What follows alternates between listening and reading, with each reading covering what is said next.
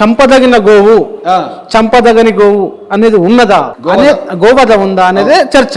Right, చెప్పిన దానికి నేను సంపూర్ణంగా ఏకీభవిస్తున్నాను. ఖచ్చితంగా సరిపోదు. వారు చాలా గొప్ప ప్రముఖులు, గొప్ప స్తంభాలు, పిల్లర్స్ హిందూ మతానికి, విభిన్న శాఖలకి ఆద్యులు, గొప్ప తాత్వికులు, గొప్ప అథారిటీ పండితులు కావచ్చు. కానీ వారి అభిప్రాయమే మాకు అవసరం లేదు. మాకు ఒరిజినల్ గా వేదంలో ఏముంది, దాని అర్థం ఏముంది అనే దగ్గర మనం వెళ్ళాలి. ఎగ్జాక్ట్లీ. ఎందుకంటే సనాతన స్పెక్ట్రమ్ సత్య శోధననే చేస్తుంది. మనకు అంటూ ప్రత్యేకంగా వేరే ఉద్దేశాలు లేవు కాబట్టి నిజాలు మాట్లాడుకుందాం. ఈ విషయాలు మళ్ళీ మనం చెప్పుకోకపోతే కనుక ఏదో 4 నిమిషాలు చూసి తమ్నైల్స్ చూసి ఒక వాక్యం చూసి కింద కామెంట్లు పెట్టే పెద్దలు ఉంటారు. వాళ్ళందరూ కూడా మనం మళ్ళీ చెప్పాలి. మా ఉద్దేశం, మేము హిందూ మతం, ఇందాక మనం చదువుకున్నప్పుడు వివేకానందుడు ఏం చెప్పాడు, అవన్నీ ఉన్నాయి. కానీ హిందూ మతంలో చాలా గొప్ప ఆదర్శాలు ఉన్నాయి, వేదంలో గొప్ప ఆదర్శాలు ఉన్నాయి, ఉపనిషత్తులో గొప్ప ఆదర్శాలు ఉన్నాయి. ఇప్పుడు నేను చాలా భయానకమైనటువంటి విషయాలు, మనకి వేదంలో ఉన్నటువంటి విషయాలు మనం చాలా మందికి తెలియనివి.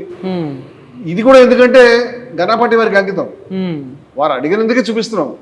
మమ్మల్ని ఈ రంగానికి ఇక్కడ దాకా తీసుకొచ్చింది వారే. దాని శుభారంభం అన్నారు. నేను అగాధంలో తీసుకొచ్చావా, అవన్నీ ఎందుకు ఇప్పుడు అని నేను అంటున్నాను. ఇప్పుడు ఎందుకు చూపిస్తానంటే వాటిని ఫాలో కమ్మని కాదు, ఆవుల్ని చంపమని కాదు, యజ్ఞాలు చేయండి, పశువులను చంపమని కాదు, లేకపోతే ఇంత ఎబ్బెట్టుగా ఉందని చెప్పడం కాదు. మీకు క్రైస్తవంలో కానీ, ఖురాన్లో కానీ, బైబిల్లో కానీ, పాత ఓల్డ్ టెస్ట్మెంట్లో అబ్రహాము కథ మీరు చదివితే కనుక దేవుడు స్వయంగా నీ పిల్లల్ని బలివ్వమండము, వాళ్ళు కూడా చంపడానికి ప్రయత్నం చేయడము, లేదు లేవా గొర్రెలను ఇస్తాను మేకలను ఇస్తాను సరిపోతున్నా ఆయన అడ్జస్ట్ కావడం, ఇలాంటిది కథ మనకు అక్కడ కనిపిస్తుంది. అలాగే ఖురాన్లో కూడా చాలా మనకి అటువంటి ఉదాహరణలు కనిపిస్తాయి. జంతు హింసనే కాదు, చాలా ఎబ్బెట్టుగా అనేటువంటి విషయాలు. అంచేత ఈ ముస్లిం మతము, క్రైస్తవ మతము గొప్పదని చెప్పడానికో, లేకపోతే హిందూ మతం తక్కువ చెప్పడానికి కాదు. మేము హిందూ మతాన్ని నేను ప్రేమిస్తాను. Hindus for plurality and equality, సమానత్వము లేకపోతే బహుళత్వం హిందూ మతంలో ఉన్నాయి. వేరే విషయాలు కూడా ఉన్నాయి, అవి మారాలి, అవి వదుల్చుకోవాలి. ఛాందసత్వం వద్దు, ద్వేషం వద్దు, ఈసరించడం వద్దు అని చెప్పే మనిషిని నేను. మరి చాలా మంది ఇప్పుడు మీరు వేదంలో పశువధ గురించి, గోవధ గురించి మాట్లాడినట్టే అంటే వారికి నేను కావాలంటే మా దగ్గర కింద పుస్తకాల షాప్ ఉంది, పుస్తకాలు కూడా ఇవ్వగలుగుతాను. ఖురాన్లో ఏముంది, బైబిల్లో ఏమున్నది, వాళ్ళు ఏ రకమైనటువంటి అసమానత్వాలు ఉన్నాయి, అపసవ్యతలు ఉన్నాయి, మనుస్మృతులు ఏమున్నాయి, ఏ తేడా లేకుండా వాటన్నింటినీ బయట పెట్టి ప్రతి సంవత్సరం కూడా మేము అసమానత వ్యతిరేక దినాన్ని డిసెంబర్ 26వ తారీఖు 5 రాష్ట్రాల్లో చేస్తాం. మేము వేరే భాషలో కూడా మా కరపత్రాలు ఉన్నాయి, వేరే భాషలో సాహిత్యం ఉన్నది. ముస్లింని క్రైస్తవులు కూడా మేము ఇన్వాల్వ్ చేసి చేయిస్తాం. మతాలన్నింటిలో కూడా తప్పులు ఉన్నాయండి, అవన్నీ వదులుచుకోవాలి. ఒక హిందూ మతంలోనే మాత్రమే నేను చెప్పడం లేదు. కానీ అసలు ఏమీ లేవు అని అబద్ధాలు చెప్పి మతాన్ని నిలబెట్టాలనేటువంటి స్కూల్ ఉంది కదా, అది తప్పదు. అసత్యం ద్వారా మనం ఏమీ నిలబెట్టలేము. కేవలం సత్యం ఆధారంగా భూమి తిరుగుతుందనే శ్లోకాన్ని అందుకే చెప్పారు. ఋగ్వేదంలో చెప్తోంది సత్యం మీద ఆధారపడే మాట్లాడుకుందాం. మీరు చెప్పారు సత్యమే ఆధారంగా మాట్లాడుకుందాం. అంటే సత్యం ఆధారంగా మాట్లాడుకుందాం. హిందూ మతాన్ని కూల్చివేయాలి, హిందూ మతం పనికిరానిది, హిందూ మతం ఎందుకు, మా ఉద్దేశం అది కాదు. హిందూ మతాన్ని రక్షించుకోవడానికి ఏకైక మార్గం ఏమిటంటే దాంట్లో ఉన్నటువంటి అపసవ్యతల్ని పక్కన పెట్టడం, దాంట్లో ఉన్న గొప్ప విలువలు, మా కశ్చిత్ దుఃఖభాగ్ భవేత్ అని, లేకపోతే సమానత్వం, సంగచ్చత్వం, సంబద్ధత్వం అని చెప్పడం కానీ, లేకపోతే ఈశావాస్య విధంసర్వం అని చెప్పడం కానీ, భూతేషు విచిత్య ధీరా, ప్రాణులన్నింటిలో కూడా దాన్ని దర్శించుకున్నాడు. ప్రత్యాస్మిలో కాదు అమృత భవంతి అని ఏ విధంగా ఉపనిషత్తులు చెప్పాయో అటువంటి ఆదర్శాలని గొప్పగా చెప్పడం అనేది మా ఉద్దేశం తప్పితే ఇవి లేవు అని చెప్పడం కాదు, వీటిని గొప్పగా చెప్పడం మా ఉద్దేశం కాదు. కానీ ఇవి ఉన్నాయి అని చెప్తే మమ్మల్ని హిందూ వ్యతిరేకులుగా చిత్రించే ప్రయత్నం వ్యర్థము. నేను బురఖా మీద కూడా పుస్తకం రాశానండి, ఇదిగో ఖురాన్లో ఏమున్నాయని రాశాం, జమాతే ఇస్లామీకి వ్యతిరేకంగా పుస్తకాలు రాశాం. ఇవాళ కాదు, 20-25 ఏళ్ళ నుంచి క్రీస్తు వేరు, క్రిస్టియానిటీ వేరుని క్రీస్తుకు సంబంధించినటువంటి సాహిత్యంలోకి వెళ్ళి మేము రాశాం. ఖురాన్లో బైబిల్లో ఏముందని రాశాం. ఎవరికైనా కావాలంటే మమ్మల్ని సంప్రదిస్తే పుస్తకాలు పంపిస్తాం.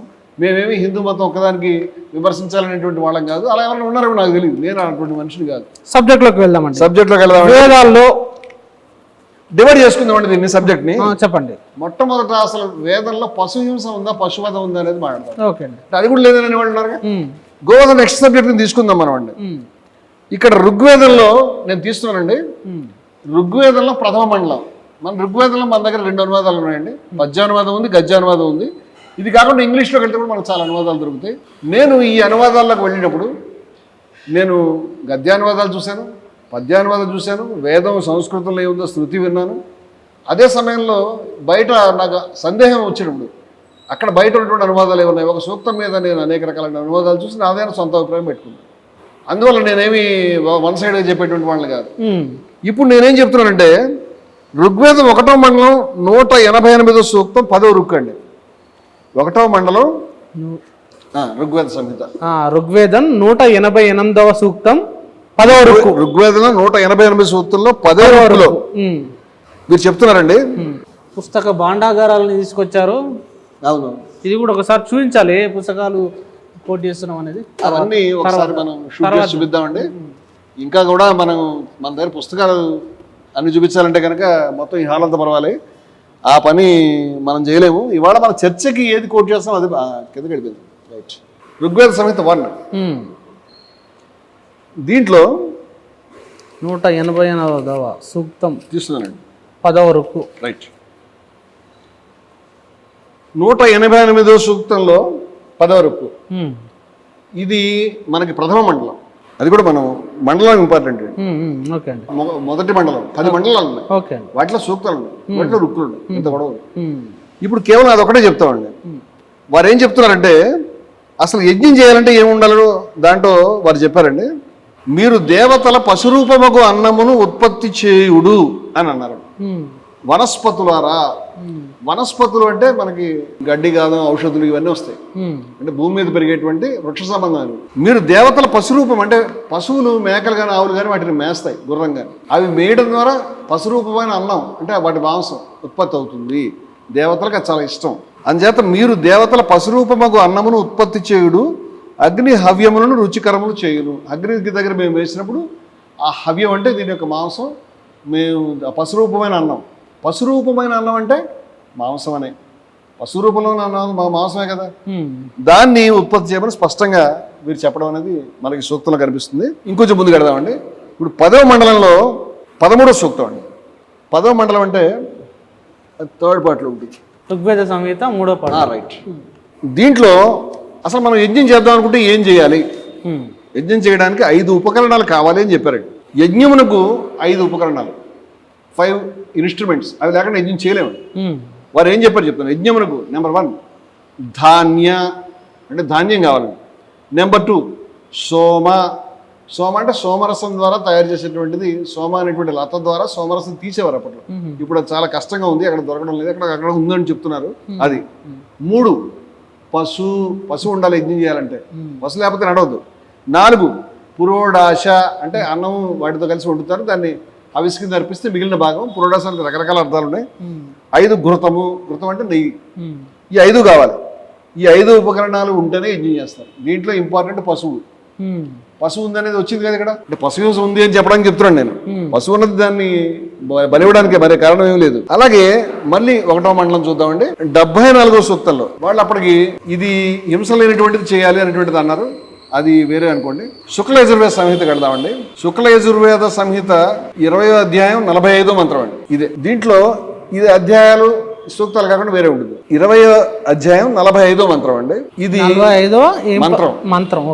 అంటే యజుర్వేదం యజుస్సులు అంటారు మంత్రాలని. యూపము దీంట్లో చెప్తున్నానంటే తెలుగు ట్రాన్స్లేషన్ చదువుతున్నాను. ఎవరికైనా సంస్కృతం కావాలంటే 2 నిమిషాలు చదవగలుగుతాను. ఇప్పుడు దానికి సంస్కృతం ప్లస్ తెలుగు అంటే మనకి ఎంత దూరం వెళ్తుందో కూడా తెలియదు. ఎందుకంటే చాలా చాలా చాలా ఉదాహరణలు చెప్పబోతున్నాం కాబట్టి. 45 యూపము కసాయి వలే. యూపం అంటే ఈ యజ్ఞ పశువుని కట్టేసేటువంటి ఒక స్తంభం, ఒక కర్ర వాట. దానికి యజ్ఞ పశువుని కట్టేసి దాన్ని యూపస్తంభం అంటారు. యూపము కసాయి వలే తనకు కట్టిన పశువులను దేవతలకు అర్పించును. దాన్ని కట్టేసరికి యూపం ఎక్కడికి వెళ్ళదు, ఇంకా బలికే పంపిస్తుంది. ఇక అది యజ్ఞ పశువుచే ఇంద్రుని కడుపు నింపును. దేంతో? యజ్ఞ పశువుచే ఇంద్రుడి కడుపు నింపును. ఇది మనం ఇవాళ తీసుకోవాల్సింది. ఇంకో వాక్యం ఉంది కానీ మనకు అవసరం లేదు. ఇప్పుడు నేను అనేది ఏంటంటే యజ్ఞ పశువు చేత ఇంద్రుడి కడుపు నింపడం అనేది ఉంది. యజ్ఞ పశువు హింస స్పష్టంగా ఋగ్వేదంలో వేరే పదాలు ఏమి లేవు, ఇది వాడబడింది అని. నేను చిన్న చిన్న ఉదాహరణల నుంచి పెద్ద ఉదాహరణలకు వెళ్తాను తర్వాత. అలాగే దీంట్లోనే ఈ వాజసనేయి మాధ్యందిన శుక్ల యజుర్వేద సంహిత యొక్క 6వ అధ్యాయంలో ఇది పశువత వర్ణన ఉందండి. ఇప్పుడు మనం యజ్ఞంలో వెళ్తున్నామండి. మనకి ఏ రకంగా యజ్ఞం జరుగుతుంది 6వ అధ్యాయం. ఇది శుక్ల యజుర్వేద సంహిత. శుక్ల యజుర్వేద సంహితలో 6వ అధ్యాయంలో 7వ మంత్రం నుంచి చదువుతున్నానండి నేను. దీంట్లో ఏమి చేశారు ఆ మొత్తం ఆ అధ్యాయం అంతా కూడా మనకి పశువతకు సంబంధించి వస్తుంది. చాలా చోట్ల వస్తుందండి. అన్ని చదవలేం కాబట్టి, అంత విస్తారమైన సమయం మనకు ఉండదు కాబట్టి కొంచెమే చెప్తున్నాను. ఇక్కడ 7వ దాంట్లో చెప్తున్నాడు, తృణమా నీవు సమీపం నుంచి రక్షించు మిత్రుడవు అని మంత్రాలు ఇవన్నీ కూడా. అంటే గడ్డిపోచను తీసుకొచ్చి పశువుని ఇలా అంటారు. తర్వాత దేవతల ప్రజవకు పశువ, స్వర్గమును ఇచ్చినట్టు అగ్నిసోముల హవిర్భాగము దేవతలకు అందవలను. త్వష్టదేవ, నీవు యజమానికి ధనము ప్రసాదించుము. యజమాని అంటే యజ్ఞం చేయించారు. పశువ హవిర్భూతములకు నీ మాంసాదులను, అంటే హవిస్సుగా మారుతుంది. హవిస్సు అంటే యజ్ఞంలో వేసిన తర్వాత వచ్చేది అందరూ తినేది. హవిర్భూతములకు నీ మాంసాదు, నీ మాంసం హవిస్సుగా మారుతుంది. దేవతలు ఆస్వాదింతురుగాక, దేవతలు తింటారు అని చెప్తున్నారు. అంచేత హవిస్సు తింటారనేది చాలా స్పష్టంగా వచ్చింది. మరొక మంత్రం అండి, 8వ మంత్రంలో చెప్తున్నాడండి, దేవతల పశు హవియగు పశువా, నిన్ను యజ్ఞపు బంధనములచే బంధింతును. అంటే దాన్ని కట్టేటప్పుడు చదివేటువంటి మంత్రాలు ఇవన్నీ కూడా మనం తెలుగు ట్రాన్స్లేషన్ చూస్తున్నాం. ఇక శమిత, నిన్ను వశపరచుకుని గాత.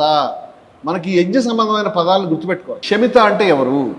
శమిత అంటే యజ్ఞ పశువు యొక్క హృదయస్థాన వపను వండువాడు. అంటే ఆ పశువు యొక్క ఈ గుండె దగ్గర ఉండేటువంటి ఈ కొవ్వు, దాన్ని వండేటువంటి వాడిని, ఆ పని చేసేవాడిని శమిత అంటారు. శమిత. ఇప్పుడు ఈ శమిత అనేటువంటి వాడు నిన్ను తీసుకెళ్ళిపోవాలంటే ఖండించి ఆ వపను తీసి వండుతాడు అని. మరి కొంచెం ముందుకెళ్ళి 14వ మంత్రం నుంచి చదువుతున్నానండి. అప్పటికి పశువు నరికేశారు. ఆ మాట రంగాచార్య గారు రాశారు. యజమాన పత్ని అంటే యజ్ఞం చేసిన ఆయన భార్య అక్కడ కూర్చుంది. మృత పశువు వద్ద కూర్చుని, అంటే చచ్చిపోయిన ఆ నరికేసేటువంటి కళేబరం దగ్గర కూర్చుంది ఆమె. కూర్చుని పశువా, నీ నాలుకను శుద్ధి చేయుచున్నాను అంటుంది. అంటే తతంగా ఉంటుంది. చంపిన తర్వాత దాన్ని మళ్ళీ వాటర్ పోసి మంత్రాలు చదువుతూ ఉంటారు.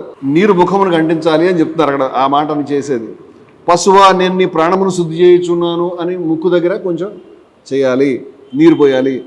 పశువా, నేను నీ కన్నులను శుద్ధి చేయించున్నాను అని ఆ పశువు, చచ్చిపోయిన పశువు యొక్క కళ్ళ మీద కొంచెం నీళ్లు పోయాలి. పశువా, నీ చెవులను నీ నాభిని శుభ్రం చేస్తున్నాను. ఇవన్నీ వస్తాయి. నీ శిష్ణమును, అంటే దాని ప్రైవేట్ పార్ట్స్ శుద్ధి చేయుచున్నాను.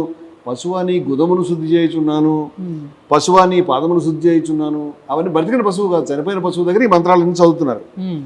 ఇవన్నీ చెప్పిన తర్వాత ఆమె, ఈయన చెప్తున్నాడు, ఈ మంత్రంలో వస్తుంది ఇది, వధాది కృత్యమును నిర్వహించడం జరిగినది. అంటే చంపడం అనేది అయిపోయింది. ఆ బాధలన్నీ నేను విడిచిపోవును. దానికి ఏం బాధలు ఉన్నాయి? చచ్చిపోయిన తర్వాత ఇంకేం బాధలు లేవు కదా. అంచేది నీ అంగములు పరిశుద్ధము కావాలను అన్నారు. నేను ఒక్కొక్క వాక్యాన్ని స్కిప్ చేసి చదువుతున్నాను. మొత్తం మనకు అవసరం లేనిది కాకుండా ఈ పశువు వధకు సంబంధించిన సబ్జెక్టు చదువుతున్నాను. ఇప్పుడు ఓషధులారా, ఈ పశువును రక్షించండి అని 3 దర్భలను తీసి దాని మీద పెట్టారు. చచ్చిపోయిన దాన్ని రక్షించడం అంటే స్వర్గానికి వెళ్తున్నారు వాళ్ళ నమ్మకం, దానికి అక్కడ మంచి జరగాలని. అదే విధంగా కత్తి చేత పట్టుకుని ఎవరు? యజమాని, అలాగే అధ్వర్యుడు, అంటే యజ్ఞం చేయించాయని వీళ్ళు చేస్తారు ఈ పనులన్నీ కూడా. ఖడ్గమా, నీవు ఈ పశువు ఆత్మకు దుఃఖము కలిగించకము. ఇప్పుడు దీని ముక్కల కింద కోస్తారు, కానీ దాని ఆత్మకు కాకుండా దాని శరీరాన్ని ముక్కల కింద కోయాలి, అది వెళ్ళిపోయింది ఆల్రెడీ అని చెప్తున్నారు. అని పశువు రొమ్ము దగ్గర చర్మమును చీల్చవలను. చంపిన తర్వాత దాని బాడీ కట్ చేసే విధానం, ఇవన్నీ రాశారండి. ఇప్పుడు పశువు 16వ మంత్రం, పశువు చర్మము తీయకముందు పశువు రొమ్ము మీద దర్భలు పెట్టి ఉండను. అంతకుముందు దర్భలు పెట్టారు ఇందాక. కత్తితో పశువు చర్మం కోయినప్పుడు ఆ దర్భలు 2 ముక్కలైనవి. ఆ దర్భల మీద నుంచి కట్ చేశారు దాన్ని. అధ్వర్యు ఆ రెంటిలోని అగ్రభాగంలో కుడి చేత, మూల భాగంలో ఎడమ చేత పట్టి పశువు రక్తమని ముంచవలను. ఈ 2 దర్భలు అంటే ఏంటంటే గడ్డిపోచలు. వాటిని తీసుకుని ఓ చేత్తో అది, ఓ చేత్తో ఇది పట్టుకుని దాన్ని రక్తంలో ముంచాలి. అంటే గోవుకి వేరే అర్థం చెప్తే సరిపోదు, వీటన్నిటికీ అర్థాలు చెప్పాలి. కత్తికి చెప్పాలి, రక్తానికి చెప్పాలి. ఒక చోట కాదు ఉన్నవి. రక్త రంజిత తృణములారా, అంటే రక్తం అంటుకునేటువంటి గడ్డిపోచలారా, మీరు రాక్షసుల భాగము అని చెప్పి మంత్రాలు ఇవన్నీ కూడా అని చెప్పి వాటి గురించి అట్లా చేయమని. తర్వాత పశువు ఉదరము నుంచి తీసిన మేద అంటే మెత్తని కొవ్వు, మెత్తని మాంసము. ఉదరం అంటే పొట్టలోంచి తీసింది, ఇది బ్రాకెట్లో రాశారు. వపాశ్రపణుల మేదను తొలగించు తదాది ఉపకరణములను మేదలో ముంచి అధ్వర్యు అనున్నది.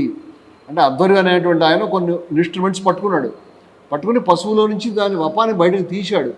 తీసి ఈ మంత్రం చెప్తున్నాడు. ద్యావా పృథ్వులారా, అంటే ఆకాశము భూమి, మీరిద్దరు జలముచే ఆచ్ఛాదితులు కండి. వాయువా, నీవు వపబిందువులను గ్రహించు. వప అంటే ఈ కొవ్వు ఇలా గాల్లో వేస్తున్నాడు అనమాట. దీన్ని తీసుకో అని చెప్తున్నాడు. ఆహవనీయాగ్ని ఘృత ఆహుతులను ఎరుంగుము అని చెప్పి స్వాహాలు చెప్పుకుంటూ ఈ మంత్రాలు చదివే విధానం అంతా దీంట్లో మనకు కనిపిస్తుంది. అదే కాకుండా జుహువులో నిండినటువంటి, జుహు అంటే మళ్ళీ ఒక గరిటె అటువంటిది అనమాట, నేతిని ముందు పశువు హృదయం మీద చల్లమన్నారు. చల్లి హృదయం మీద అంటే దాని గుండె పార్ట్ మీద, చచ్చిపోయింది అది అప్పటికి. పిదప సర్వాంగపు మాంసం మీద చల్లవాలండి, అన్ని చోట్ల మాంసాల మీద చల్లాలి. ఇది బ్రాకెట్లో చెప్పిన తర్వాత ఈ బ్రాకెట్లో చెప్పడం శాండ్ యొక్క భాష్యాన్ని బట్టి వస్తుంది. మంత్రంలోనూ చెప్తున్నారు, పశువ నీ హృదయము దేవతల హృదయములందు, నీ ప్రాణము దేవతల ప్రాణములందు లీనమొగ్గాక స్వాహ అని ఇట్లా వాళ్ళు మంత్రాలు చదువుతూ చెప్తారు. వప నీవు ఎంతో చిన్నదానవు, వప అంటే కొవ్వు, ఆ పొర. అగ్ని నిన్ను పచనము చేసి విస్తారము చేయును, అంటే అగ్నిలో వేస్తాం కదా, దాని పచనం అంటే మనం తినడానికి వీలుగా తయారు చేస్తాడు అని, అంటే పక్వం అవుతుంది, వండబడుతుంది.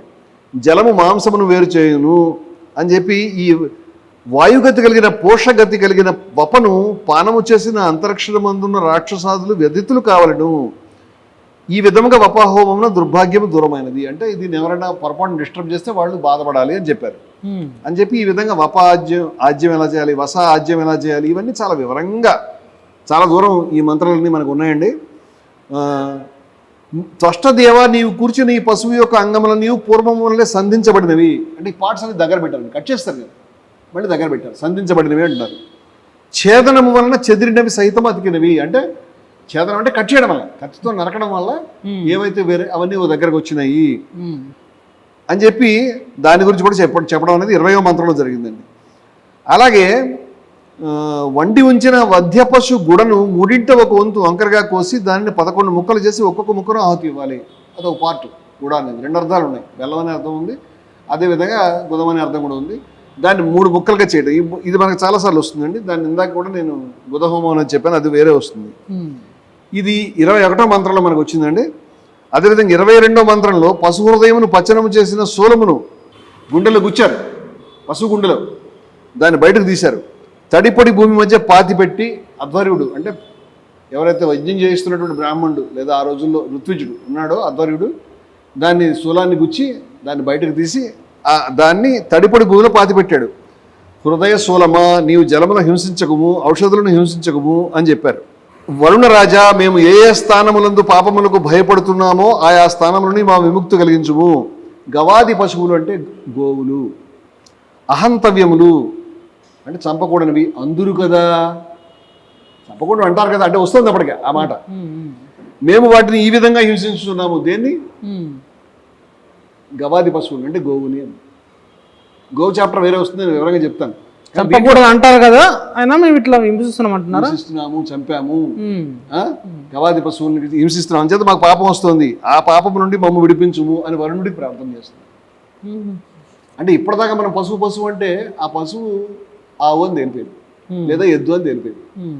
అది మనం ఎద్దు ఆవు పార్ట్ వేరేది మాట్లాడుకుందాం. అంటే నేను ఓన్లీ పశువుల పార్ట్ చెప్పడానికి ఇక్కడ వచ్చి కూర్చున్నాను. అలాగే 3వ మండలం 21వ సూక్తంలో ఋగ్వేదంలో 3వ మండలంలో 1, 4, 5 రుక్కుల్లో వాళ్ళు చాలా మంది మన చాగంటి గారు గణపతి గారు సీరియల్ చేస్తారు కదా, కొన్ని నెంబర్లు చూసుకుంటారని చెప్తున్నాను.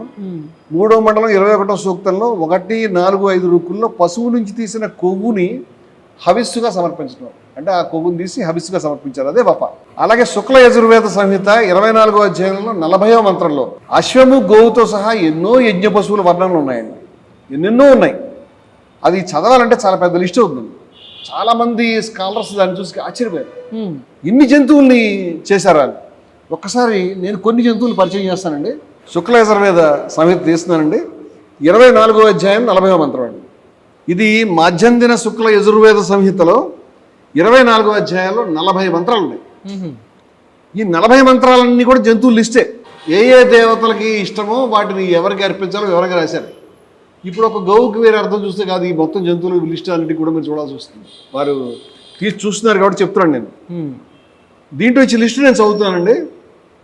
అశ్వస్తూపరో గోమృగస్తే అని మొదలుపెట్టారు వీళ్ళు, గోమృగస్తే అని. అశ్వము తెలుగు చదువుతున్నాను.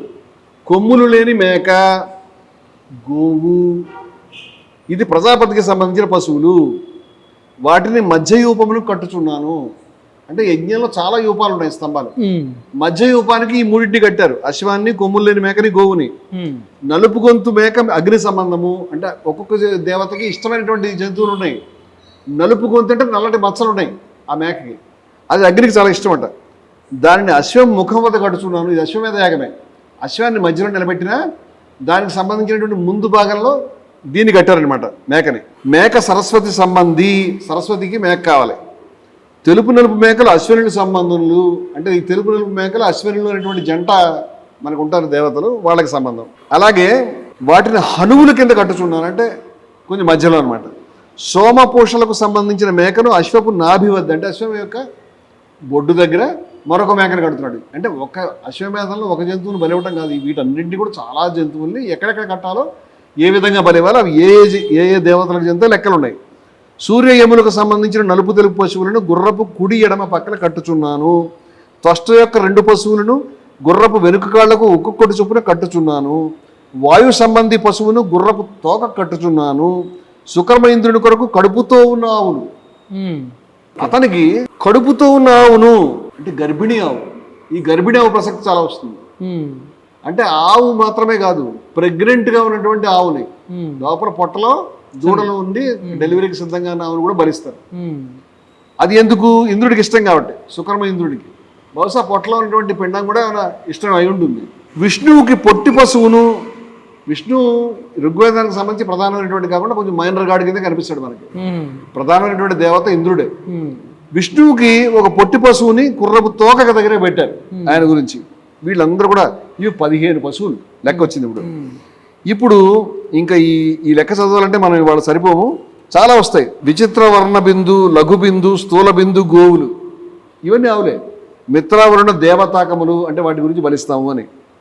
అలాగే లోహితము, ధూమ్ర లోహితము, రేగుపండు ఎరుపు, ఇవి సోమదేవత సంబంధములు. పసుపు పచ్చనిది, చిలక పచ్చనిది అరుణబభ్రు వరుణ దేవతకములు. కృష్ణ ఛిద్రము, శితి ఛిద్రము, సర్వశితి ఛిద్రము సవితా దేవతాకములు, అంటే సవితకి ఇస్తారు. నల్ల కాళ్ళది శితి బాహువు, సర్వశితి బాహువు బృహస్పతి దేవతాకము. ఇవన్నీ జంతువులు, బృహస్పతికి ఇస్తారు ఇవన్నీ కూడా. ఇప్పుడు ఇంకా శుద్ధవాలము, సర్వశుద్ధవాలము, మణిశుద్ధవాల పశువులు అశ్విని దేవతాకులు, అంటే తోకలు వాలం. అంటే వాటికి రకరకాల పేర్లు ఆ రోజుల్లో ఉన్నాయేమో. శ్వేతచక్షు అరుణవర్ణ పశువులు పశుపతి రుద్ర దేవతాకములు, అంటే దేవతాకం అంటే ఆ దేవతకు బలిస్తాము అని, దేవతకు నచ్చుతాయి అని. తెలుపు చెవులవి యమ సంబంధులు. గర్వయుక్త పశువులు రుద్ర సంబంధం, అంటే రుద్రుడు, యముడు, వీళ్ళందరూ దేవతలు. ఇట్లా మనం చూస్తే 40 శ్లోకాలలో ఎన్ని పశువుల పేర్లు చెప్పారంటే వీళ్ళు ఆశ్చర్యపోతాం. ఇన్ని పశువులు ఉన్నాయా? పొట్టివి, నల్లవి, రకరకాల మచ్చలవి, వర్ణాలు అన్నీ చేసుకుంటూ వచ్చారు. ఇవన్నీ కావాలి, ఇవన్నీ కావాలి. మచ్చల 3 మేకలు అంటారు, ఒక దగ్గర 3 స్త్రీ పశువులు అంటారు. అంటే పశువుల్లో కూడా 2.5 ఏళ్ల ఎర్రని పశువులు అంటారు. అలాగే దాతా దేవతకు 3 పశువులు అంటారు. చిన్న మేకలు దేవపత్నులకు అంటారు. 3 ఏండ్ల 3 ఎద్దులు, 3 సంవత్సరాల వయసులో 3 ఎద్దులు కావాలి బీఫే. వాటిని విరాట్ చందమునకు చందాలు కూడా బలిస్తామని చెప్పారు. 3 వృషభములను కక్కు చందమునకు, అంటే ఈ చందాలు కూడా దేవతలుగా భావించారు. చందం అనేటువంటిది ఈ యొక్క రుక్కులు రాయడానికి పనికొచ్చేటువంటి ఒక ఛందస్సు, అంటే మనకు తెలుసు కదా, రకరకాల ఛందస్సులు అనమాట. ఇట్లా మనకి లిస్టులు చూస్తే వాటిలో మనకి ఆశ్చర్యమైనటువంటి జంతువులు కనిపిస్తాయండి.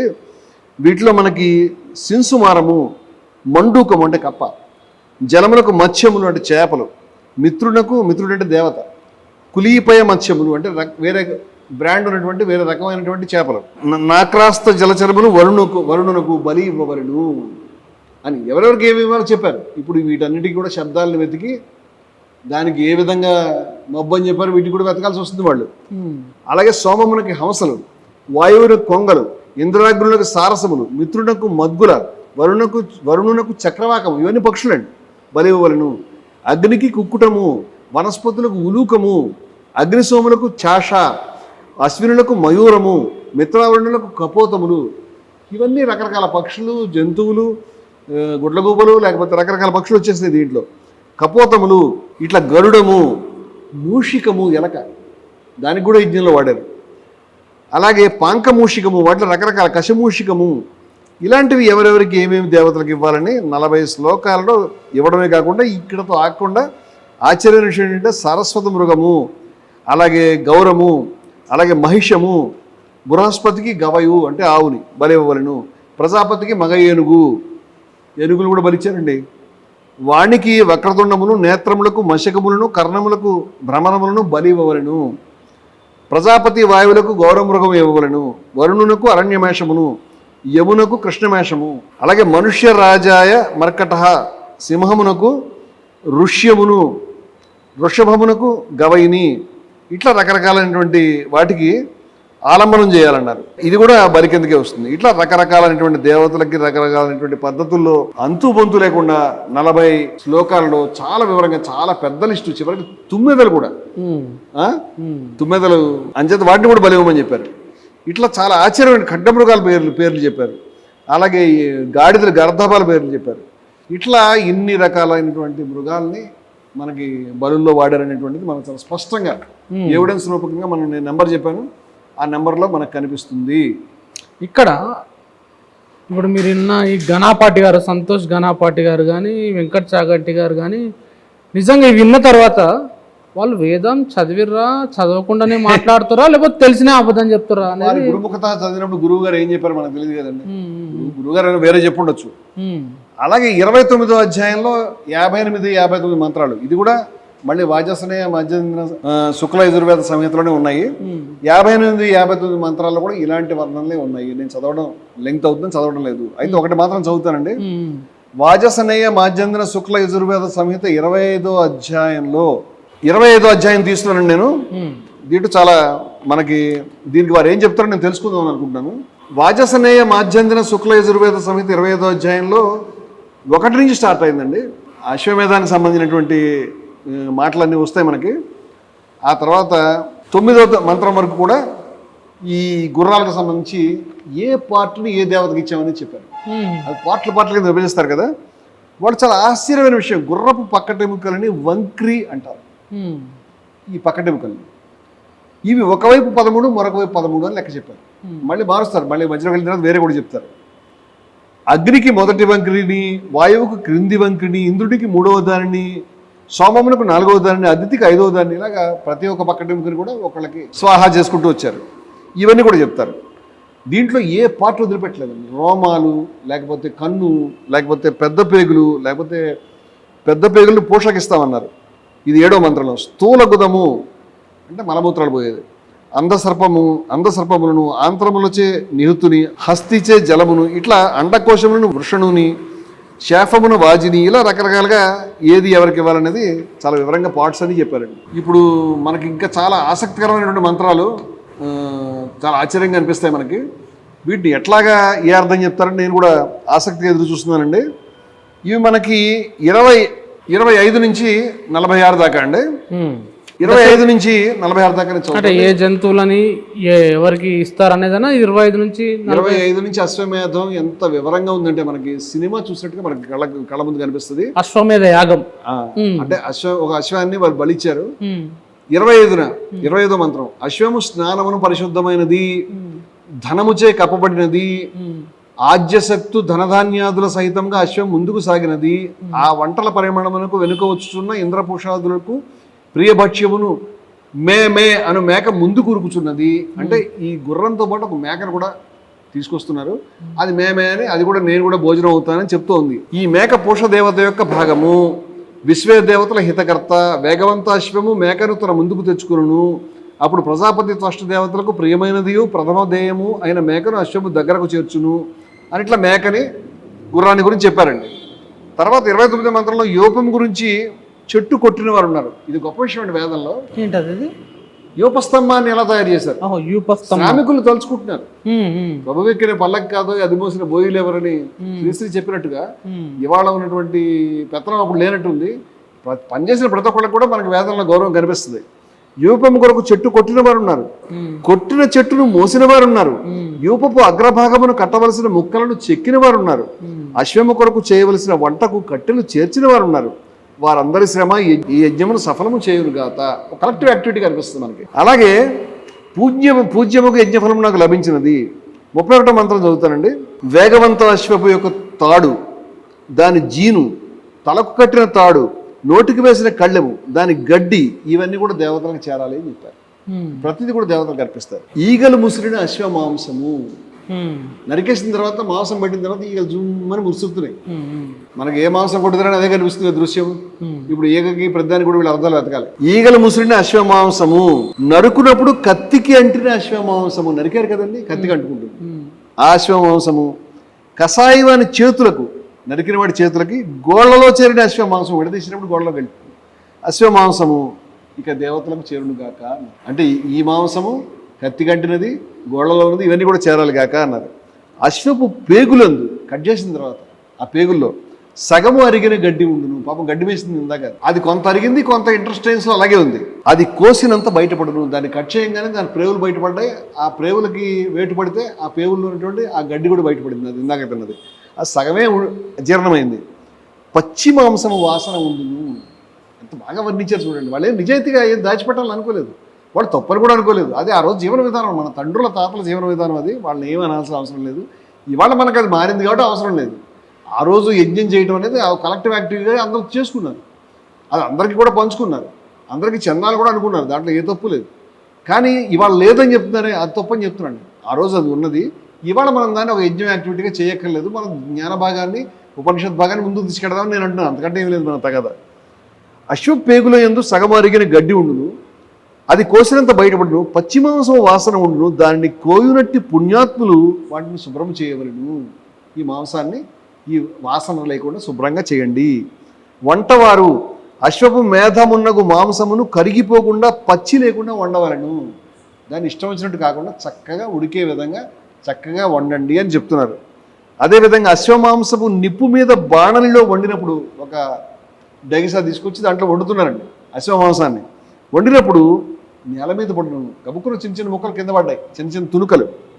అది నేలపాలైనట్లు కానీ గడ్డి గాదమును కలిసినట్టు కానీ కాదు. కింద పడిపోయింది కదా, అది మట్టిలో కలిసిపోతుంది కదా, అది నేలపాలైనట్టు అర్థం కాదు. అది శాంతము దేవతలకు చేరినది. ఎందుకంటే పృథ్వీ కూడా దేవతే కదా.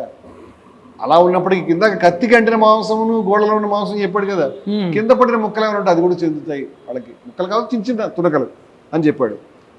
అశ్వమాంసం ఉడుకుతోందండి ఇప్పుడు మాండల మీద. ఇంత వర్ణన ఉందండి, ఎక్కడ తప్పించుకుంటాము? అశ్వమాంసం ఉడుకున్నప్పుడు అంటే వాళ్ళు ప్రధానంగా చెప్పిన దాంట్లో గోవుకు సంబంధించిన దాని మీద కదా వాళ్ళ కాంట్రడిక్షన్. మనం పశువధ దగ్గర నుంచి మొదలు పెడుతున్నాం. పశువధ పార్టీ వెళ్ళిన తర్వాత గోవధకి వెళ్తాం, అది కూడా వస్తాను. అశ్వమాంసం ఉడుకున్నప్పుడు ఆహా ఎంత మంచి పరిమళమో అనేవాడు. వాళ్ళకి అశ్వమాంసం కూడా ఇబ్బంది అండి. వాళ్ళు అసలు మాంసమే లేదని చెప్పేటువంటి డిపార్ట్మెంట్ ఉన్నారు ఇక్కడ. అందుచేత అది కూడా మాట్లాడదాం. అశ్వమాంసం ఉడుకున్నప్పుడు ఆహా ఎంత మంచి పరిమళము అనువారు ఉందురు. ఎంత మంచి స్మెల్ వస్తుంది అంటున్నారట. ఉడికినది తీసుకొని పొండు అంటే బహుశా ఆర్యులు ఆ రోజు యజ్ఞం చేస్తున్నటువంటి వాళ్ళందరికీ కలెక్టివ్ యాక్టివిటీ ఉంది. ఇవాళ మన మధ్య భేదాలు వచ్చినాయి, బహుశా ఆ రోజు అది లేవు. అందువల్ల తీసుకువెళ్ళండి ఉరికింది అని చెప్పి అందరికి పంచుకుంటున్నారు. మాంసపు భిక్ష అడుగువారు అందరూ బయట నిలబడి మాకు మొక్కండి అని అడిగేవాళ్ళు ఉన్నారు. వారందరి సంకల్పమును మా యజ్ఞమును సఫలం చేయవలను. వాళ్ళందరి కోరిక మా యజ్ఞం సక్సెస్ అవ్వాలి అని చెప్తున్నారు. మాంసం వండినప్పుడు మాటికి చూడవలసిన గిన్నె ఉండును, దాన్ని చూసుకోవాలి. ఎందుకంటే ఉడుకుతుంది కదా, ఉడికినంత గుమ్మరించవలసిన గిన్నె ఉండును. ఉడికిన తర్వాత దాన్ని వేరే వేరే చోట డివైడ్ చేసుకుని వేరే పెట్టుకోవాలి. అది చల్లారకుండా పెట్టవలసిన మూత ఉండదు. మాంసం వేడిగా ఉండాలి, చల్లారిపోకూడదు. అంచేత మూత పెట్టాలి. మాంసరూప హృదయాదులను చూపు ఎష్టి ఉన్నకు పనిముట్లు ఉండును. కట్ చేసినప్పుడు దాంట్లో డిఫరెంట్ పార్ట్స్ని బహుశా గుచ్చేటువంటివి, తీసేటువంటివి అవన్నీ కూడా చెప్తున్నారు. కోవిటకు ఉపయోగపడిన కత్తులుండును, అవన్నీ అశ్వమును దేవయోగ్యము చేయును. ఎంత వివరంగా మొత్తం ఈ కటింగ్ సెక్షన్ చెప్పారు వాళ్ళు. అశ్వమ, పొగ కప్పిన నిన్ను వండినప్పుడు చప్పుడు చేయకుండా నువ్వు ఉడుకుతున్నప్పుడు చప్పుడు చేయకని చెప్తున్నాడు అశ్వాన్ని. అదేం చేస్తుంది అంటే మాంసానికి చెప్తున్నాడు. ఉడుకు మాంసము నుండి సద్బుద్ అని చప్పుడు వస్తుంది. చప్పుడు రాకుండా ఉండవలను. కొత్త ఉడికింది అంటాం కదా మనం తెలుగులో, ఆ సంస్కృతంలో వాళ్ళు చెప్పింది. ఆ రకమైన చప్పుడు అంటే మాంసం ఉడుకుతుంటే ఏ సౌండ్ వస్తుందో కూడా చెప్పారంటే మాంసం లేదంటారు. అదే కాకుండా అగ్ని మంట నుండి నీ వాసనను సతతము చూచుతున్నప్పుడు కదలకుండవలను. అగ్ని మంటలో మేము వాసన చేసినప్పుడు అక్కడే ఉండాలండి. యాజిత భక్షిత ఉద్యమిత వషట్కృతమైన ఈ అశ్వమాంసమును దేవతలు గ్రహింతురు. అశ్వము వెడలుట, కూర్చుడుట, పొర్లుట, పదబంధము, అది తాగిన నీరు, తిన్నగడ్డి సర్వము దేవతలను చేరునుగాక. అశ్వమును కప్పిన బట్ట, కింద పరిచిన బట్ట, అశ్వమును కట్టిన స్వర్ణముద్రలు, శిరోభూషణము, పాదబంధము ఇవన్నీ ప్రియకర్మపు అశ్వదేవతలను చేరు ఉపాయమును. అశ్వమే లేదంటారు వీళ్ళు. అశ్వం ఉన్నది, దాన్ని కట్టిన గడ్డి, దాన్ని వేసిన బట్టలు అవన్నీ కూడా దేవతలకు చెందాలి. సమస్తం వివరంగా యజ్ఞ ప్రక్రియని, మాంసాన్ని వండడాన్ని, పశువధని వర్ణించారు. దాన్ని పంచుకోవడానికి మాట్లాడినట్టున్నారు. అంతేకాకుండా అశ్వానికి వాళ్ళు క్షమాపణ చెప్తారు. అశ్వం పట్ల చాలా ప్రేమగా ఉంటారు. వాళ్ళు ఏం దుర్మార్గుడు కాదు. అశ్వమ రౌతుని ఉరికించినాడు, ఇక్కడ తోలుకుంటూ వచ్చాడు కదా, నీ ఉసురు అన్నప్పుడు ఉరికించినాడు. మడమలతో తన్ని కురడతో కొట్టి నీకు బాధ కలిగించాడు, ఉరికించాడు. నేను శ్రవమైన యజ్ఞమును హవి అర్పించి మంత్రములు చదివి నీ యొక్క బాధను పోగొట్టుచున్నాను. అంటే నువ్వు ఉడుకుతున్నావు అంటే నీకు స్వర్గం వస్తుందని వాళ్ళ అభిప్రాయం. అది నమ్మకం, మంచి గతి కలుగుతుంది నీకంటారు వాళ్ళు. వేగవంతము దేవప్రేమకు అశ్వపు 43 వంకులు. వంకులు అంటే ఏంటండి? ఇందాక మనం చర్చించుకున్నాం పక్కటెముకలు. ఇందాక ఎన్ని చెప్పారండి? 13, 13, 26 చెప్పినట్టు 13 అందరూ. ఇప్పుడు ఏమంటున్నాడు? 43 అంటున్నాడు. ఇందాక 26 కాస్త 43 అన్నాడు. బహుశా ఎందుకో దానికి కారణం మనకు తెలియదు. అవి చిన్న ముక్కలైనాయేమో. కరవాలము ఛేదించను, కత్తి వాటిని నరుకుతోంది. ఋత్విజులారా, జ్ఞానవంతులై అశ్వపు ఒక్కొక్క అవయవమును ప్రకటించండి, దీని ప్రత్యేకమును దోషరహితం చేయండి, తదుపరి ఛేదించండి. ఒక్కొక్క పార్ట్ బయటకు తీసుకెళ్ళి చెప్పి మంత్రం చదివి దాని దోషం పోగొట్టి ఆ తర్వాత మీరు హవిస్సులు అర్పించండి అని చెప్తున్నారు. అశ్వమును నరుకువాడు ఒక్క ప్రజాపతి, దేవప్రభువులు ఉభయులు అతనిని నియంత్రించువారు. అశ్వమా, నేను అధ్వర్యును అంటే యజ్ఞం చేయించాయని చెప్తున్నాడు. ఆ గుర్రం దగ్గరికి వెళ్ళి నీ అవయవములను ఛేదించుచున్నాను, కట్ చేస్తున్నాడు నేను. అట్లు వేరు చేసిన మాంసపిండములను అగ్ని యందు హోమం చేయుచున్నాను. అశ్వమా, నీవు స్వర్గమునకు ఎగుచున్నావు, నీ శరీరము నీకు ఆటంకము కాకుండును గాక, ఈ ఖడ్గము నీ శరీరమును ఆపకుండును గాక. అంటే ఈ స్వర్గానికి వెళ్ళిపోతుంది అని నమ్ముతున్నారు వాళ్ళు. ఆశాపరుడు అకుశలుడు కషాయ సహితము నీ శరీరమును శాస్త్ర సమ్మతముగా ఛేదించును, కోసి వృధా చేయడు, మాంసం వేస్ట్ చేయకూడదు, అందరికీ చెందాలి.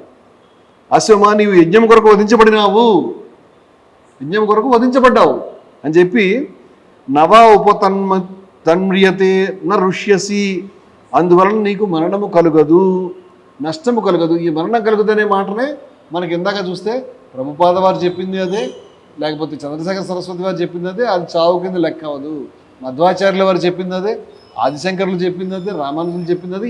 ఇది బేస్ ఇక్కడ ఉంది వేదంలో. అలాగే నీవు పయనించిన రథమునకు ఇంద్రుని హర్వేశ్వములు మరుతుల పురుషతులు పోంచబడును అని పైకి వెళ్తున్నప్పుడు చాలా గొప్పగా వెళ్తావు నువ్వు అని చెప్తున్నారు.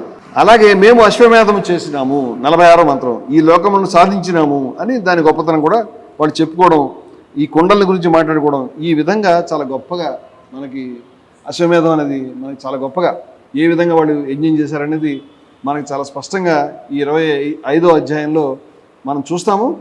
ఇది కృష్ణ యజుర్వేదీయ తైత్రీయ సంహిత 4వ కాండం 6వ ప్రపాఠకం. కృష్ణ యజుర్వేదంలో కూడా ఇది ఉందండి. దాంట్లో కూడా వివరాలు కొంచెం అటు ఇటు మారుతుంటాయి, కానీ అక్కడ కూడా కత్తిగా అంటడం, లేకపోతే ఉడకడం, దాంట్లో సౌండ్స్, లేకపోతే ఏ విధంగా చేసాం చాలా వివరంగా ఇచ్చారు వాళ్ళు. ఆ కృష్ణ యజుర్వేదీయ తైత్రీయ సంహిత 4వ కాండం 6వ ప్రపాఠకంలో 8వ అనువాకంలో 1, 2, 3, 4, 6, 7, 8, 9, 10, 11 మంత్రాల్లో 9వ అనువాకంలో 1, 2, 3, 4, 5, 6, 7, 8, 9, 10 మంత్రాల్లో ఇదే తరహాలో అశ్వమేధాన్ని చాలా వివరంగా వర్ణించారు అని చెప్తున్నారండి. అదేవిధంగా వాజసనేయ శుక్ల యజుర్వేద సంహిత 33వ అధ్యాయంలో 19, 20 మంత్రాల్లో పితరులకి అంటే తల్లిదండ్రులు చచ్చిపోయినప్పుడు మనకి శ్రాద్ధ కర్మలు చేస్తారు. ఆ రోజుల్లో శ్రాద్ధ కర్మల్లో మాంసాన్ని పెడతారని మనం మనుస్మృతి గురించి మనం చర్చించుకున్నప్పుడు మీకు గుర్తుండొచ్చు. శ్రాద్ధ కర్మల్లో మాంసం పెడతారు, మాంసం కనుక తినకపోతే బ్రాహ్మణుడికి కూడా పశుజన్మ ఎత్తాల్సి వస్తుందని బెదిరించడం కూడా మనువు చేశాడు. అది మనువు విధించడం కాదండి, ఆ రోజు సమాజంలో అది ఉన్నది. పశుమాంసం అనేటువంటిది తల్లిదండ్రులకు గనక ఆ పితరులకు గనక వారు చనిపోయిన వారికి శ్రాద్ధం పెట్టేటప్పుడు ఈ జంతువు వండి పెడితే ఇన్ని రోజులు వాళ్ళు ఆకలి లేకుండా ఉంటారు, లేకపోతే ఎద్దులు పెడితే ఇన్ని రోజులు ఆకలి లేకుండా ఉంటారు. ఆ రోజుల్లో కూడా ఆ లెక్కలన్నీ వచ్చినాయి. మరి మనుస్మృతి గురించి వారు ఏం చెప్తారో ఇప్పటికి కూడా కర్మకాండాలు చేస్తున్నప్పుడు ఎస్సీలు బీసీలు కానీ మిగతా వాళ్ళు కానీ ఇప్పటికి కూడా ఆ పశుమాంసాన్ని పెడతా ఉంటారు. అంటే బ్రాహ్మణులు చేయరు, బ్రాహ్మణులు చేసే శ్రాద్ధాల్లో కనిపించడం లేదు. వాటి దాని ప్రత్యామ్నాయాలు వెతికారు, కానీ ఆ రోజు సమాజంలో ఉంది అంటున్నాను నేను. ఇవాళ సమాజంలో ఉండాలనే పట్టుదల నాకు మీకు లేదు. అలాగే క్రింది కులాల వాళ్ళు ఏదైనా పద్ధతిలో వాళ్ళు మంచి పద్ధతి. అంటే ఈ వీళ్ళు కూడా ఏదో దుర్మార్గం చేద్దామనే కషాయ వాళ్ళు కాదు. మీరు చూస్తే కలెక్టివ్ యాక్టివ్ అందరూ కలిసి చేద్దామని చేసుకున్నారు. వాళ్ళు చేసుకున్నారంటే ఇవాళ మనం చేసుకోము, అది చేసుకున్నారని చెప్తే తప్పేంటి? దాని గురించి బాధపడాల్సింది ఏమిటి? ఎవరో చేశారని వాడిపై మనం దాడి చేయాల్సిన అవసరం ఏమిటి? ఇవన్నీ కూడా అభ్యంతరకరమైన విషయాలే. అందువల్ల ఈ పితరులకి యజ్ఞగృహం నుంచి అగ్ని వప మేధ, వప అంటే ఆ పొరాను ఆ కొవ్వు, మేధ అంటే మెత్తటిదైనటువంటి కొవ్వు కానీ మాంసం కానీ, వీటిని శుక్ల యజుర్వేద సంహిత 33వ అధ్యాయంలో 19, 20 మంత్రాల్లో అగ్నికే కదా వేసేది, ఆ పితరులకు అందించు అని చెప్పారు. అది మనకు కనిపిస్తుంది. ఇట్లా కృష్ణ యజుర్వేదీయ తైత్రీయ సంహిత 1వ కాండ 3వ ప్రపాఠకం 8వ అనువాకంలో పశువధ వివరాలు మనకి 1, 6 మంత్రాల్లో ఉన్నాయండి. 3వ ప్రపాఠకంలో 9వ అనువాకంలో 1, 8 మంత్రాల్లో వపని తీయడం చాలా వివరంగా రాశారండి.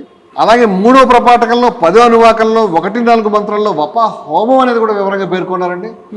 సీరియల్ చేస్తా ఉన్నారు గణపాటి వారు, చాగంటి వారు. కొంచెం నేను నెంబర్లన్నీ చెప్పానండి, వాటి గురించి కూడా వివరంగా చెప్పి దానికి వారు ఏమర్థం చెప్తారో నేను తెలుసుకుందామని నేను ఆసక్తిగా ఉన్నానండి. అలాగే కృష్ణ యజుర్వేదీయ తైత్రీయ సంహిత 2వ కాండం 1వ ప్రపాఠకంలో 1వ అనువాకంలో 8, 9, 10 మంత్రాల్లో ప్రజాపతికి కొమ్ములు లేని మేకల్ని బలివ్వాలని చెప్పారు. కృష్ణ యజుర్వేదీయ తైత్రీయ సంహిత 2వ కాండం 1వ ప్రపాఠకంలో 2వ అనువాకంలో 2, 3 మంత్రాల్లో నల్ల తెల్ల పాదాల జంతువు, నల్ల తెల్ల పాదాల జంతువు అంటే ఒక జంతువుకి ఒక పాదం నల్లగాను ఒక పాదం తెల్లగాను ఉండాలి. 4వ మంత్రంలో వంధ్య గొర్రె, ఇది చాలా ఇంపార్టెంట్. వంధ్య అంటే ఇక దానికి పిల్లలు పుట్టరు, అంతే కదండి. ఈ వంధ్య, ఈ అగ్ని అనేటువంటిది ఇందాక మనం చర్చించుకున్నప్పుడు ఆవుల్ని ఇక దానికి పాలు రావు, ఇక దానికి పిల్లలు పుట్టరు అనే అభిప్రాయం ఉన్న వంధ్య పశువుల గురించి కూడా చర్చ వస్తుంది. ఇక్కడ వంధ్య గొర్రె గురించి వచ్చింది. అవి వాటిని చంపొచ్చు అనేది, మొట్టమొదటి చంపడం మానేద్దాం అనుకున్న తర్వాత మనం ఇంకా దానివల్ల ఉపయోగం లేనప్పుడు చంపొచ్చు అనే అభిప్రాయం వస్తుంది కదా. అందుకని ఆ ప్రాసెస్ మనకు ఉన్నది. 6వ మంత్రంలో 3, 7వ మంత్రంలో 3 మేకల్ని, 8వ మంత్రంలో నల్ల మేకని, 9, 10 మంత్రాల్లో గర్భిణీ పశువుల్ని, ఇందాక కూడా గర్భిణీ పశువులు చర్చ వచ్చింది మనకి. వేదంలో ఉన్నాయి. కృష్ణ యజుర్వేదీయ తైత్రీయ సంహిత 2వ కాండం 1వ ప్రపాఠకం 2వ అనువాకం, ఇన్ని విషయాలు చెప్పాలి మనం. వీటన్నింటిలో నేను ఇందాక చెప్పిన మంత్రాలు గర్భిణీ పశువులు 9, 10 మంత్రాల్లో, 11, 12, 13, 14, 15, 16లో రకరకాల పశువుల్ని ఇవన్నీ కూడా బలివ్వాలనేది కృష్ణ యజుర్వేదీయ తైత్రీయ సంహితంలో చెప్పారు. నేను ఇందాక 2వ అనువాకం చెప్పాను. 3వ అనువాకంలో కూడా 1 నుంచి 13 మంత్రాల్లో మొత్తం జంతు బలులే ఉన్నాయి. కృష్ణ యజుర్వేదీయ తైత్రీయ సంహిత 3వ కాండంలో 1వ ప్రపాఠకంలో 4వ అనువాకంలో 7, 9, 13, 14 మంత్రాల్లో పశువత వివరాలు చాలా స్పష్టంగా ఉన్నాయి. ఇది 5వ అనువాకంలో కూడా పశువత ప్రసక్తి వచ్చింది. కృష్ణ యజుర్వేదీయ సంహిత 3వ కాండం 3వ ప్రపాఠకం 10వ అనువాకంలో, ఏమంటే నేను ఈ లిస్ట్ అంతా చదువుతూ పేర్లు చెప్తుంటే ఎవరికైనా విసుగ్గా ఉంటుందేమో. నేను గణపాటి వారి గురించి చెప్తానండి, వారు కొంచెం రాసుకుని నాకు కొంచెం వివరాలు చెప్తారేమో. చాలా వారు సీరియల్ చేస్తానన్నారు కదా, శుభారంభం అన్నారు కదా అని నేను ఇవన్నీ అడుగుతున్నానండి. కృష్ణ యజుర్వేదీయ తైత్రీయ సంహిత 3వ కాండం 3వ ప్రపాఠకం 10వ అనువాదంలో 1-6 మంత్రాల్లో మేకవధ ఉన్నది. కృష్ణ యజుర్వేదీయ తైత్రీయ సంహిత 3వ కాండం 4వ ప్రపాఠకంలో, కృష్ణ యజుర్వేదం మన దక్షిణాదికి ఇంపార్టెంట్, శుక్ల యజుర్వేదం ఉత్తరాదికి ఇంపార్టెంట్. ఈ 4వ ప్రపాఠకం 1వ అనువాకంలో 2, 6, 7, 8 మంత్రాల్లో గర్భంతో ఉన్న పశువుని మేకవధ దాని గురించి వచ్చింది. 2వ అనువాకంలో శాతం మేకవధ ప్రసక్తి వచ్చింది. 3వ అనువాకంలో 3, 4, 5, 6, 7, 8, 14, 19, 20, 21, 22, 23లో వశ అనేటువంటి మేకవధ ప్రసక్తి ఒకటి. వశ అనేటువంటి పశువు, వశ అనేది గోవుకే వర్తిస్తుందండి. అది వశ అనేది గోవుకి ఎలా వర్తిస్తుంది అది కూడా మనం మాట్లాడుకుందాం. వశ అనేది ఒక ముఖ్యమైన విశేషం ఉన్న గోవు అనమాట. అలాగే కృష్ణ యజుర్వేదీయ తైత్రీయ సంహిత 6వ కాండం 3వ ప్రపాఠకంలో 6వ అనువాదంలో 3, 4, 6, 10, 11, 12, 14, 15, 16 మంత్రాల్లో యజ్ఞ పశువు యొక్క అవయవాల్ని ఋత్విజులు ఏ విధంగా తింటున్నారు, భక్షిస్తున్నారు అని చెప్పారు. ఋత్విజులు అంటే ఎవరు? యజ్ఞం చేసే బ్రాహ్మణులు. అంటే వాళ్ళు బ్రాహ్మణులు కానీ ఋత్వికులు అన్నారు ఆ రోజు. ఈ బ్రాహ్మణులు ఇవాళ ఉన్నటువంటి ఈ సుపీరియర్ ఇన్ఫీరియర్ రోజు ఉన్నాయో లేదో మనకు తెలియదు, కానీ యజ్ఞం చేయించేటువంటి వాళ్ళు ఆధ్వర్యులు బహుశా ఇవాళ కూడా యజ్ఞం చేసేవాళ్ళు ఆ పని చేస్తున్నారు. చేయాలి, పౌరం రెట్టంతా తినాలని వారు చెప్పారు కదా. దాంట్లో ఏ విధంగా భక్షిస్తున్నారో స్పష్టంగా చెప్పారండి. రామవరపు కృష్ణశాస్త్రి గారు షష్ఠకాండం షష్ఠ సంపుటిని అనువాదం చేశారు. ఇది మా దగ్గర ఉన్నది. ఈ షష్ఠకాండం దాంట్లో నుంచి కూడా మనం చదివి వినిపించవచ్చు చాలా వివరంగా. ఇది తిరుమల తిరుపతి దేవస్థానం ప్రింట్ చేస్తుంది. తిరుమల తిరుపతి దేవస్థానం మీద వారు చాలా కోపడ్డారండి. ఇవాళ ప్రింట్స్ కాదు ఇవన్నీ కూడా. ఇవన్నీ 80ల నుంచి 90ల నుంచి ఉన్నటువంటి ఇంకా వెనక నుంచి ఉన్న కూడా నేను తీసి చూపిస్తున్నాను. మరి ఈ పుస్తకాలన్నీ కూడా మరి వారి దృష్టికి ఎందుకు రాలేదు? రంగాచార్య గారి అనువాదంగా నీవేవి రాకుండా ఒక రమణమూర్తినే నీ మొహవనాలని ఎందుకు అనిపిస్తుందో, లేకపోతే చాగంటి వారికి నీకు చదవడం రాదయా, తెలుసుకోవడం రాదని ఎందుకు అనిపిస్తుందో, చాగంటి వారు ఇక్కడ అమెరికాలో కూర్చుంటే ఎలాగండి, మొత్తం ఇంతమంది ఇన్ని స్కూల్స్ వాళ్ళు ఇన్ని రకాల సంప్రదాయాల వాళ్ళు ఒకటే అర్థం మాట్లాడుతుంటే మీరు ఒక్కళ్ళు ఎక్కడ కూర్చుంటే ఎలాగా, కొంచెం వచ్చి అందరినీ సంస్కరించండి మీరు కూడా అని చెప్తున్నాను. 7వ అనువాకంలో కూడా పశువత గురించి చెప్పారండి. కృష్ణ యజుర్వేదం తైత్రీయ సంహిత 6వ కాండంలో. నేను ఇందాక 6వ అనువాకం చెప్పాను, ఇప్పుడు 7వ అనువాకం. 8వ అనువాకం 11వ మంత్రంలో ఒక ఆశ్చర్యం అనమాట.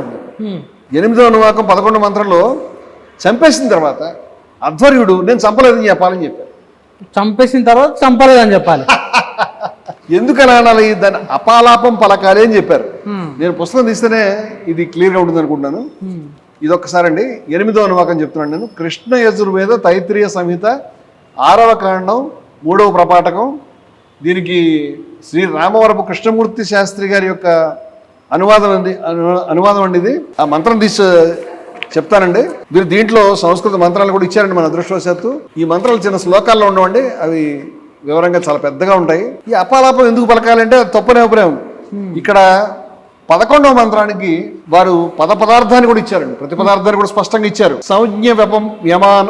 సంజ్ఞప్యమానాత్ చంపబడుతున్న పశువు గురించి ఇలా ప్రతి పదాన్ని కూడా అర్థం చెప్పారు వారు. చెప్పి అధ్వర్యుడు ఏక పశువు చంపబడుచుండగా దాన్ని చంపుతున్నాడు. దానిని చూడక, అంటే అధ్వర్యుడు అప్పటికి అంతకుముందు ఆయన ఇన్వాల్వ్ అయ్యాడు. ఈ ప్రాసెస్ వచ్చేటప్పటికి ఆయనకి ఎందుకో అది కూడా చారిత్రక పరిణామం, ఒక రోజులో జరిగినవి కాదు ఇవి. ఆయన మొహం తిప్పుకున్నాడు. పరాంకుడై వెనుకకు మరలవలను, నేను పశువును చంపుటలేదు అని పశువుల కొరకు అపలాపము అన్నారు. ఈ అపలాపము చేయవలను అంటే అబద్ధం అని. ఆ అపలాపము తనకు దోషము లేకుండాటకు, అంటే ఈయన మీద అది చేసినందుకు ఆయనే చేస్తాడు, వేరే వాళ్ళ చేయించి నాకు సంబంధం లేదు అంటున్నాడు. ఆ ప్రాసెస్ ఒకటి. అంటే చరిత్రలో మనకి రకరకాలైనటువంటి ధోరణులు ఇలా మారుతుండడం కూడా మన రికార్డులో కనిపిస్తున్నాయని మనం అనుకోవచ్చు దాన్ని. అది నేను చదివినిపించానండి, ఆ నెంబర్ కూడా చెప్పాను కాబట్టి దాన్ని వారిద్దరు కూడా చెక్ చేసుకుని మనకు చెప్తారని మనం చూద్దామండి. అదేవిధంగా 9వ అనువాకంలో అగ్నిశోమీయ పశువధ, అగ్నిష్టోమం అండి, అదొక ప్రత్యేకమైన యజ్ఞం. విశేషణం చేయబడిన పశువు నుంచి వపోత్ఖేదనం, అంటే వప అనేటువంటి దాన్ని ఎలా బయటికి తీయాలి అనేటువంటిది చాలా స్పష్టంగా అత్యంత ఘోరంగా ఉంటుందండి వర్ణన. నేను తీసి మీకు చదివినిపించమంటే కొన్ని మాటలు నేను చదివిపిస్తాను. అంటే పశువు నుంచి ఏ విధంగా వపను తీసేవారు అనేది మనకు రికార్డ్ అయిందండి వేదంలో. అందుచేత దాన్ని వారు ఏ విధంగా భాష్యం చెప్తారనేది నేను తెలుసుకుందామని అనుకుంటానండి. ఇది అష్టమానువాకమునందు అగ్నిశోమీయ పశుహింసనాధికమును గురించి వివరించబడినది.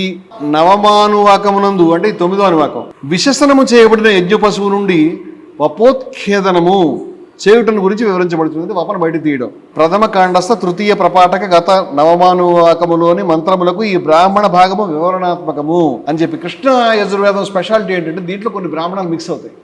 అందువల్ల దీనికి వేదం స్థాయి లేదని చెప్పేటువంటి వాళ్ళు కూడా ఉన్నారు. శుక్ల యజుర్వేదం గొప్ప, నార్త్ ఇండియన్స్ చెప్తారు, సౌత్ ఇండియన్స్ ఒప్పుకోరు దాన్ని. మన కృష్ణ యజుర్వేదం ప్రధానం, మనం అది కూడా చెప్తాం. శుక్ల యజుర్వేదం తక్కువ చేయడం గురించి కాదు.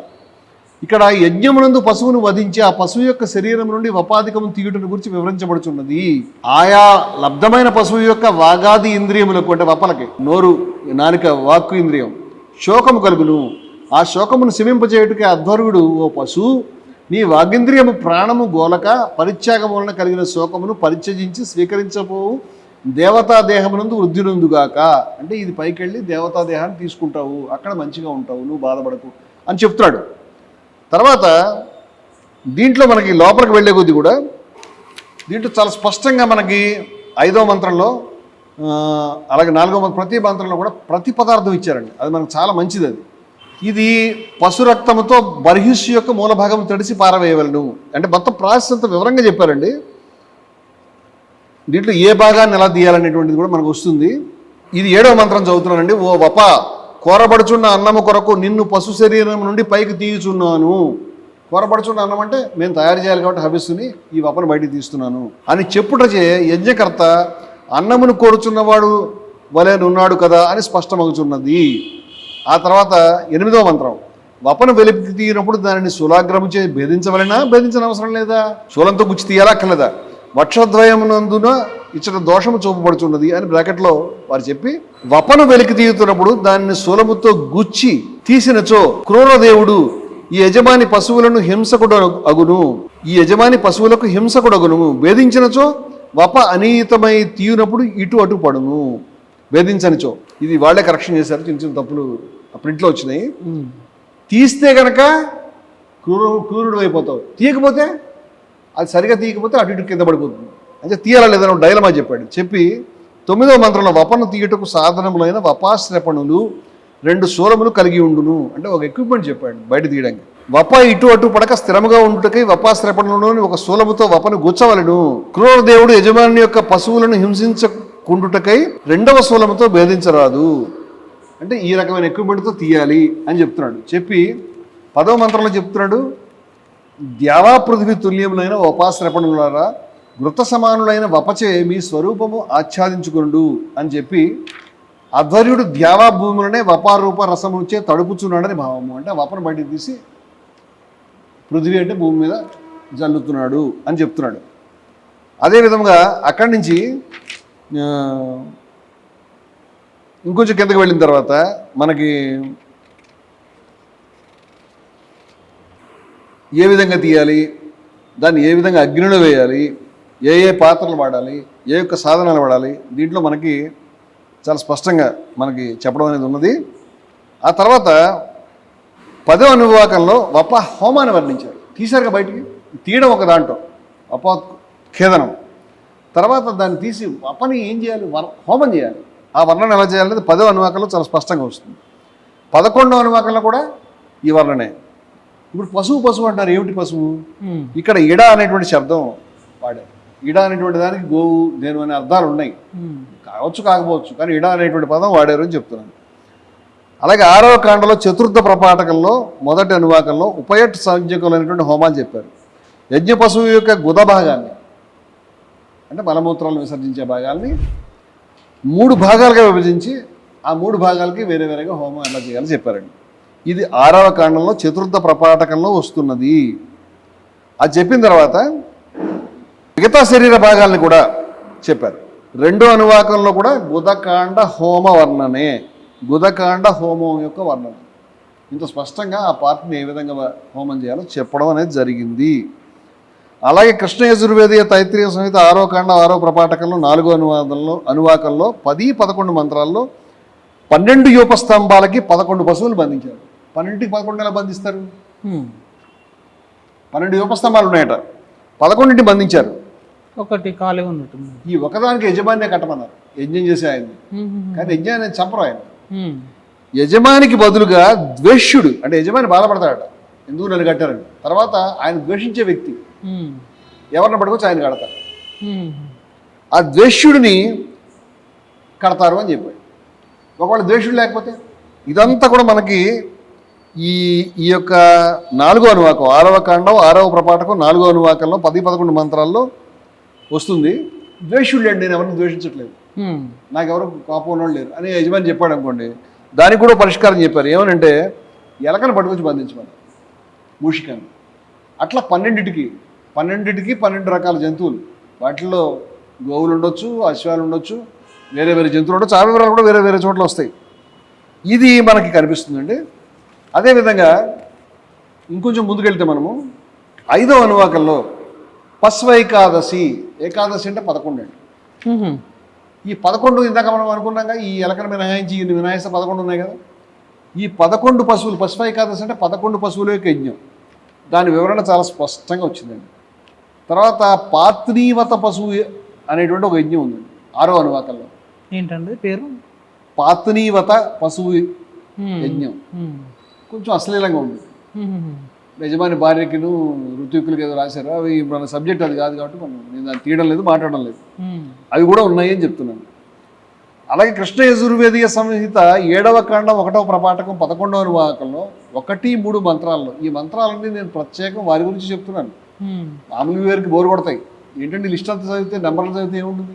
అవన్నీ చదవాలంటే మనం రోజులు దీన్ని, ఇది రామాయణం సీరియల్ లాగానో భారత సీరియల్ లాగానో 70-80 పాటలు తీయాలని తీయలేం కదా. అంచేత నెంబర్లు చెప్తున్నాను, ఇష్టం ఉన్న వాళ్ళు చూసుకుంటారు అని. కృష్ణ యజుర్వేదీయ తైత్రీయ సంహిత 7వ కాండం 1వ ప్రపాఠకం 11వ అనువాకంలో 1, 3 మంత్రాల్లో, 12వ అనువాకంలో 1, 2, 3, 4 మంత్రాల్లో అశ్వమేధం చాలా వివరంగా చెప్పారు. 13, 14, 15, 16, 17, 18, 19, 20 అనువాకాల్లో అశ్వమేధాన్నే వర్ణించారు. ఇన్ని అనువాకాలు చెప్తున్నాను నేను. 5వ ప్రపాఠకంలో 25వ అనువాకంలో అశ్వమేధాన్నే వర్ణించారు. ఇదంతా కూడా 7వ కాండం యొక్క పుస్తకం ఇదండి. తిరుపతి దేవస్థానం వేశారు. దీంట్లో పశుహింస ఏ విధంగా ఉన్నది, అశ్వమేధం ఏ విధంగా చేశారు, నేను అనువాకాల నెంబర్లు చెప్పాను, వీటిలో ఉంటుంది. ఇది చదివితే మనకి గంటలు నడుస్తుంది. చాలా వివరంగా ఉంది సబ్జెక్టు. అది కూడా వారు చూడమని. ఇదంతా వేదమే. వేదంలో ఎక్కడ అడిగారు కదా, పశుహింస చెప్తున్నాను, గోవద కూడా వస్తాను. కృష్ణ యజుర్వేదీయ తైత్రీయ సంహిత 7వ కాండం 5వ ప్రపాఠకంలో 9వ అనువాకంలో 8, 9 మంత్రాల్లో ఒక ఆశ్చర్యకరమైన విషయం. ఆర్ద్ర చర్మము. ఆర్ద్ర చర్మము. ఆర్ద్ర అంటే తడి. తడి అంటే కొత్తగా పచ్చిగా తీసిన చర్మం కదండి, ఎండబెట్టలే కదా. ఇంకా అంటే మనకి చెప్పులు చేసేదానికి ఒక ప్రాసెస్ ఉంది కదా, మనకి చేస్తారు చర్మకారులు. అంటే ఆర్ద్ర చర్మం అంటే అప్పుడు తీసినటువంటి చర్మం. ఈ చర్మాన్ని గురించి బ్రాహ్మణుల మధ్య శూద్రుల మధ్య గొడవ. నాకు కావాలంటే నాకు కావాలి. ఈ గొడవ అనేటువంటిది శాస్త్రం ఉందండి బ్రాహ్మణుల మధ్య. కృష్ణ యజుర్వేదీయ తైత్రీయ సంహిత 7వ కాండం 5వ ప్రపాఠకంలో 9వ అనువాకంలో, అంటే ఇది 7వ కాండము. తీసి చూపిస్తాను ఇప్పుడే. వేదాల్లో మీరు చెప్పినట్టు మరి నేను ఋగ్వేదం చెప్పాను, శూద్రులు యజుర్వేదం. శూద్రులు యజుర్వేదం అంటే ఈ ఒక రోజులో ఏమి రాలేదండి. ఋగ్వేదం కూడా ఒక రోజులో రాలేదు. నేను ఆ రోజు మీతో మాట్లాడినప్పుడు ఋగ్వేదంలో ఎక్కడ ఈ వర్ణాల ప్రసక్తి లేదు అని అన్నాను, ఒక పురుష సూక్తం అని. అది మనం వేరే మాట్లాడుకున్నాం. ఇది యజుర్వేదము. దీంట్లో కూడా వాళ్ళ మధ్య సమాన హోదా ఉందా అసమానత ఉందో మనకు తెలియదు. అయితే వాళ్ళు మధ్య గొడవ పెట్టుకోవాలి. ఆ గొడవ ఎందుకు అంటే నిజం గొడవ కాదు. అట్లా వాళ్ళిద్దరూ ఈ మంత్రం నువ్వు, ఈ మంత్రం నేను చెప్పి ఒక స్క్రిప్ట్ యాక్ట్ చేయాలి. అంటే గొడవ పట్టుకున్నట్టుగా గుంజుకోవాలి కాస్త. దాంట్లో బ్రాహ్మణుడు నెగ్గాలి, శూద్రుడు వెనక్కి తగ్గాలి. ఈ ప్రాసెస్ అనేది ఎందుకు రాశారో కానీ ఇది రాశారు. తిరుపతి దేవస్థానం వాళ్ళు ప్రచురించారు. 7వ కాండం 5వ ప్రపాఠకం 9వ అనువాకం 8-9 మంత్రాల్లో ఉన్నది. ఈ విషయాన్ని కూడా నేను చెప్తున్నాను. పశుహింసకు సంబంధించి ఇప్పటిదాకా నేను చెప్పినటువంటి ఉదాహరణలు ఎన్నంటే అన్నాను. మీరు చూస్తే కనుక పదుల సంఖ్యలో ఇంకా చాలా పెద్ద సంఖ్యలో చాలా స్పష్టమైనటువంటి ఉదాహరణలు నేను ఇచ్చాను. ఇది పశువధకు సంబంధించి ఇంకా ఎక్కువ ఇవ్వగలుగుతాం. ఇంకా వెళ్ళగలిగితే అసలు అథర్వణ వేదాన్ని వెళ్ళగలిగితే అసలు సబ్జెక్టు గోవధ, దానికి సంబంధించిన సబ్జెక్టు మిగిలే ఉంది. దాంట్లోకి వెళ్దాం.